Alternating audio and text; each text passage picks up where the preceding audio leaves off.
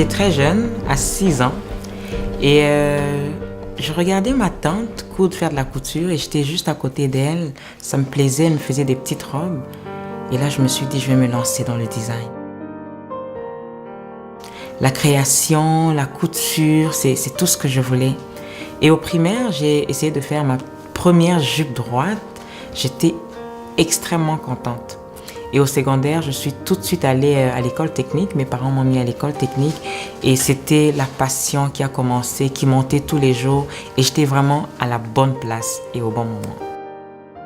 Et ces instants-là ont continué jusqu'à ce qu'elle est allée faire ses études secondaires techniques. Puis elle est allée faire ses études universitaires à l'école, à l'Institut des Arts et Métiers.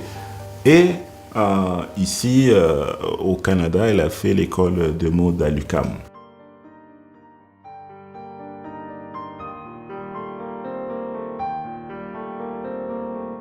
Et cette passion, elle a continué jusqu'à ce que nous, on puisse un jour se dire, et si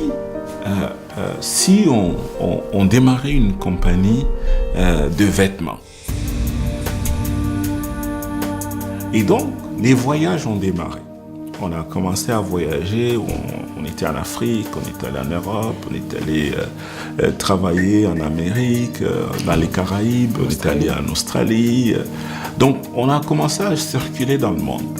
Et à chaque endroit où on allait, Mireille faisait, avec son nouveau réseau d'amis, elle faisait des vêtements, elle testait des modèles, elle regardait, etc. Elle dessinait, elle faisait des vêtements pour les gens. Et tous ces gens-là lui disaient « Oh, mais attends, Mireille, t'as une touche, t'as un talent. » Je dirais aussi avec les voyages, nous avons eu cette ouverture d'esprit où on se dit, on découvre le monde, on prend, chaque fois on prenait une richesse de partout où nous passons et c'était extraordinaire. On quittait un pays, on changeait de pays et j'avais toujours quelque chose que je gardais avec moi,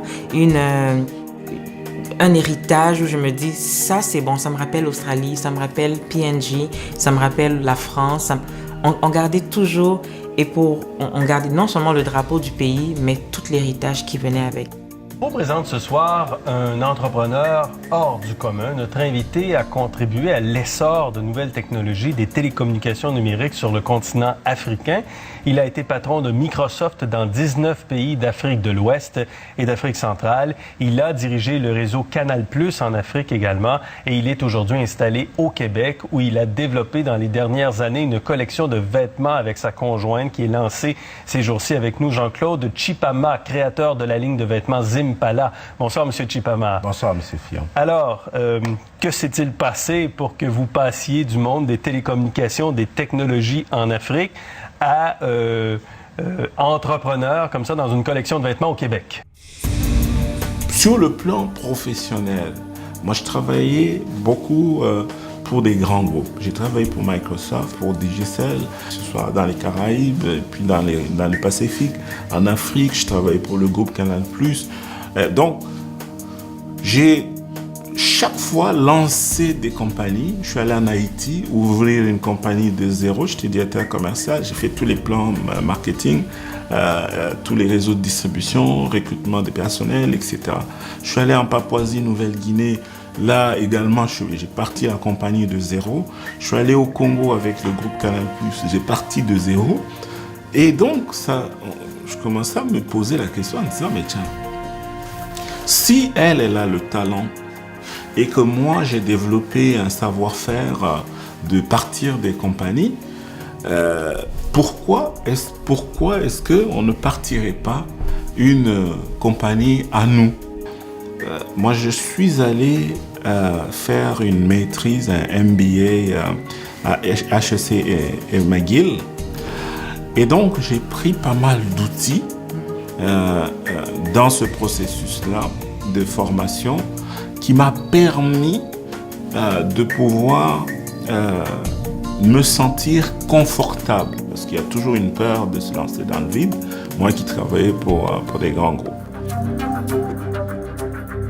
Même dans la recherche du nom, Zimpala lui-même, qui signifie Zoé, donc donner de la vie.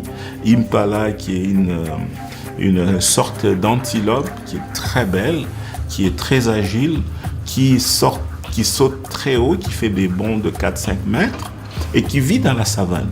Un animal qui est très belle, donc très attirante, mais très agile, mais qui survit dans l'adversité la plus extrême qui puisse exister sur la Terre. Donc, parce qu'elles sont très intelligentes. Donc, pour nous, c'est venu nous chercher.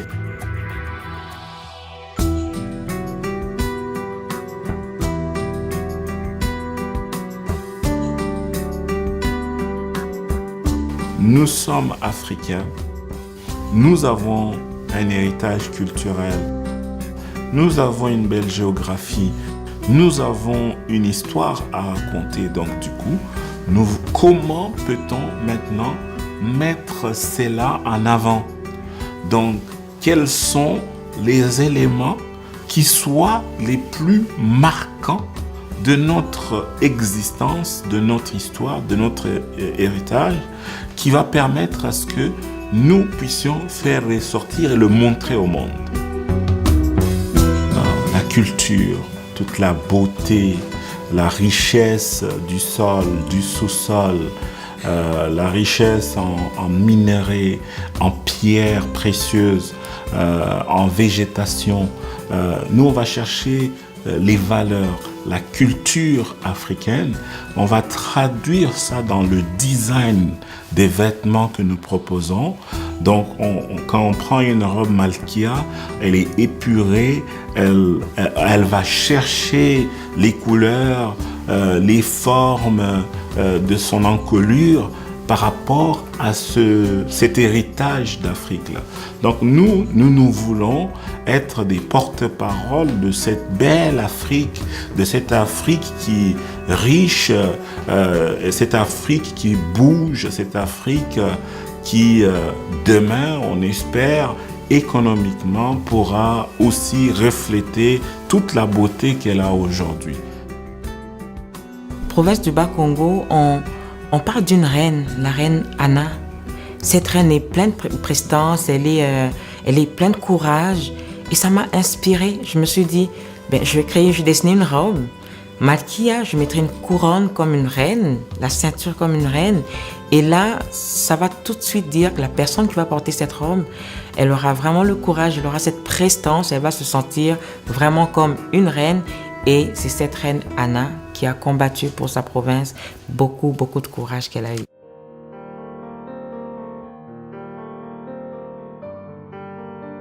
Alors Zimpala a fait le choix d'aider des jeunes filles, des enfants de 12 à 16 ans. C'est une tranche d'âge vulnérable par rapport à nos propres enfants. Nous regardons l'opportunité qu'ils ont de pouvoir manger et d'étudier. Donc nous voulons, en tant qu'entreprise, un engagement fort sur le terrain. Nous voulons les aider en matière d'éducation, une formation qui se met en place. Nous voulons les former dans un métier, soit couture, soit l'esthétique, la coiffure, etc. Ou un petit commerce qui dépend. Notre ambition, c'est de pouvoir impacter, de pouvoir aider 1 million de jeunes filles d'ici 25 ans. Nous avons cette ambition et nous voulons, avec notre présence sur le terrain, réussir cet engagement social. C'est un exemple à suivre. Nous pensons que, en tant que corporation, il est important de s'engager socialement.